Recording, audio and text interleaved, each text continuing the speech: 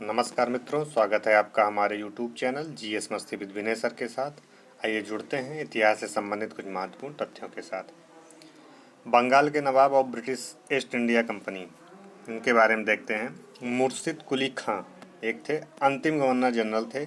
मुगल सम्राट द्वारा स्वतंत्र रूप से बंगाल में नियुक्त किए गए थे। इजारा व्यवस्था भूमि बंदोबस्त में प्रारंभ इन्हीं के समय हुई थी। राजधानी ढाका से मकसूदाबाद, मुर्शिदाबाद जिसे बोलते हैं, स्थानांतरित किया गया था ढाका से, जो राजधानी थी। अलीवर्दी खां कौन थे? 1740 से 1756 ईस्वी के मध्य इनका शासनकाल चलता है। यूरोपीय शक्तियों की तुलना मधुमक्खी से इन्होंने किया था कि जो यूरोपीय शक्तियां हैं ये मधुमक्खी की तरह हैं। प्रसिद्ध कथन क्या थे? यदि उन्हें ना छेड़ा जाए तो वे शहद देंगी, और यदि छेड़ा जाए तो वे काट काट कर मार डालेंगी। ये कथन किसका था? ये पूछा भी जाता है, पूछा भी गया है। किसका था? अलीवर्दी खां का। सिराजुद्दौला 1756 से 1757 ईस्वी अलीवर्दी खां का दौहित्रियों उत्तराधिकारी था। ब्लैक होल की घटना 20 जून 1756 को हुई थी। प्लासी के युद्ध में रॉबर्ट क्लाइव से परास्त हुआ था। मीर कासिम कौन है? 1707 से 1763 ईस्वी अलीवर्दी खां के उत्तराधिकारी नवाबों में से योग्य था। ये पूर्णिया तथा रंगपुर का फौजदार, पूर्व में राजधानी मुर्शिदाबाद से मुंगेर स्थानांतरित किया था। कौन? मीर कासिम ने। डायरेक्ट पूछता है मुर्शिदाबाद से मुंगेर स्थानांतरित करने वाला कौन था? तो मीर कासिम था। सेना का गठन यूरोपीय पद्धति का निश्चय था। मुंगेर तोपें तथा तोड़ेदार बंदूकें बनाने की व्यवस्था थी। बक्सर के युद्ध में अंग्रेजों से परास्त हुआ। अगला देखते हैं रॉबर्ट क्लाइव के बारे में। रॉबर्ट क्लाइव क्या था? भारत में ब्रिटिश साम्राज्य का संस्थापक था। अगर पूछे भारत में ब्रिटिश साम्राज्य का संस्थापक कौन था तो रॉबर्ट क्लाइव था। सिराजुद्दौला को हराया था। प्लासी का युद्ध भारत में प्रभुत्व की नींव रखने वाला था। ब्रिटिश प्रभुत्व की नींव पूछेगा तो कौन रखने वाला था? तो रॉबर्ट क्लाइव था। बंगाल का गवर्नर था। 1757 से 1760, 1765 से 1767। इलाहाबाद की संधि शाह आलम द्वितीय तथा शुजाउद्दौला के साथ हुई थी। श्वेत विद्रोह अंग्रेजी सैनिकों का था। संस्थापक बंगाल में लुटेरा राज्य का जननेता सैनिक के रूप में था। अगला देखते हैं बक्सर का युद्ध के बारे में थोड़ा देखते हैं। परीक्षा के बारे में देखते हैं। परीक्षा दृष्टि से कुछ महत्वपूर्ण तथ्य। पलासी वर्तमान नाम, इसको पलासी, अगर ये अब इस तरह भी लिखा जाता है पलासी, देख के परेशान मत होना। ये वर्तमान नाम है, हर जगह मिलेगा।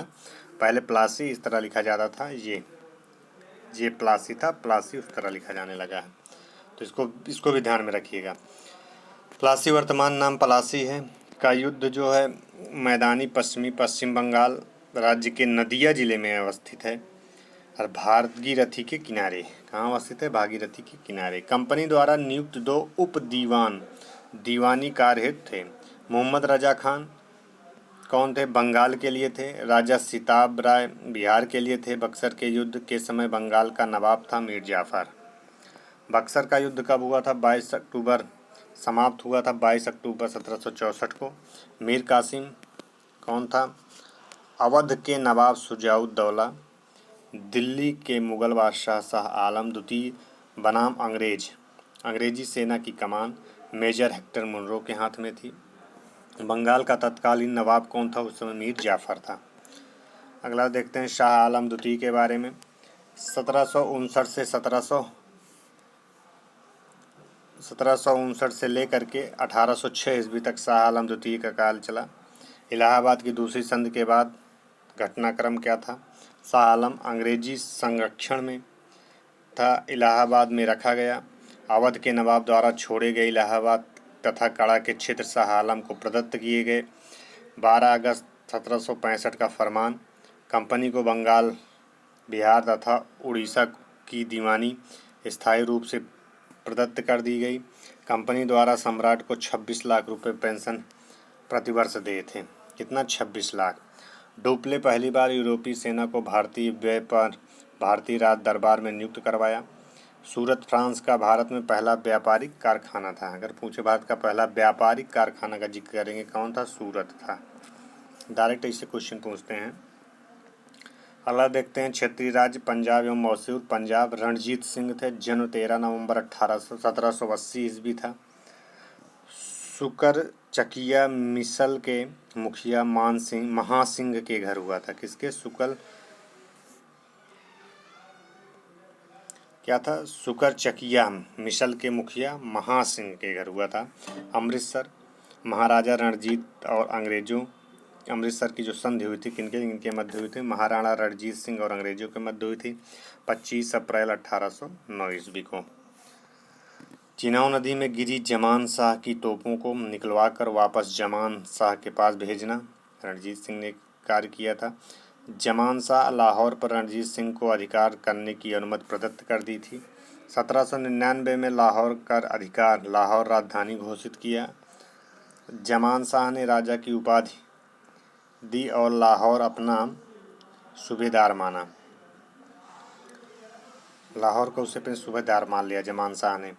1805 ईस्वी में भंगी मिसल से अमृतसर छीन लिया गया। शाह शुजा रणजीत सिंह को कोहिनूर का उपहार दिया। शाह शुजा कौन था? रणजीत सिंह को कोहिनूर का उपहार दिया। विक्टर जाकमा क्या थी? फ्रांसीसी पर्यटक थी। रणजीत सिंह की तुलना नेपोलियन बोनापार्ट से की गई है। फ़कीर अजीजुद्दीन रणजीत सिंह का विदेश मंत्री था। प्रसिद्ध कथन, ईश्वर की इच्छा थी कि मैं सब धर्मों को एक निगाह से देखूं, इसीलिए उसने दूसरी आँख की रोशनी ले ली। अगर क्या किसने कहा था कि मैं सभी धर्मों को एक निगाह से देखूं और अपने एक दूसरे आँख की रोशनी गायब कर दी? कौन था? फ़कीर अजीजुद्दीन था। अगला देखते हैं, पंजाब लाहौर राजनीतिक राजधानी थी, अमृतसर धार्मिक राजधानी थी। पंजाब में देखा जाए लाहौर को राजनीतिक राजधानी, अमृतसर को धार्मिक राजधानी, दोनों पर अधिकार था। चिलियावाला युद्ध क्या है? आरंभिक 13 जनवरी 1849 ईस्वी। लॉर्ड गफ अंग्रेजी सेना का नेतृत्व, शेर सिंह सिख सेना का नेतृत्व। परिणाम अनिर्णीत था। तत्कालीन गवर्नर जनरल लॉर्ड डलहौजी थे। अगला देखते हैं पंजाब के बारे में। 1849 ईस्वी द्वितीय आंग्ल सिख युद्ध की समाप्ति। पंजाब का ब्रिटिश साम्राज्य में विलय हुआ। अध्यक्ष कौन था? सर हेनरी लॉरेंस था। 3 सदस्यीय परिषद का गठन पंजाब पर शासन हेतु लॉर्ड डलहौजी द्वारा गठित। सदस्य जॉन लॉरेंस, चार्ल्स ग्रेनविले, मानसेले थे, इसके सदस्य थे। अगला देखते हैं दिलीप सिंह के बारे में। अंतिम शासक कौन था? सिख साम्राज्य के। कार्यकाल 1843 से 1849 ईस्वी तक। धर्म परिवर्तन सिख से ईसाई। यात्रा रूस की किए थे दिलीप सिंह। पलायन अंग्रेजों से पेंशन लेकर ब्रिटेन गायब हो गए। निधन 1893 ईस्वी पेरिस में हुआ, अंत्येष्टि इंग्लैंड में। तो ये राजा दिलीप सिंह की कहानी है।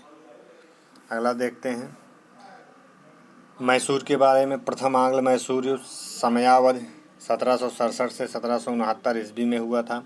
हैदर अली बनाम अंग्रेज थे। विजेता हैदर अली थे। तत्कालीन अंग्रेज गवर्नर जनरल बेरेलस्ट थे।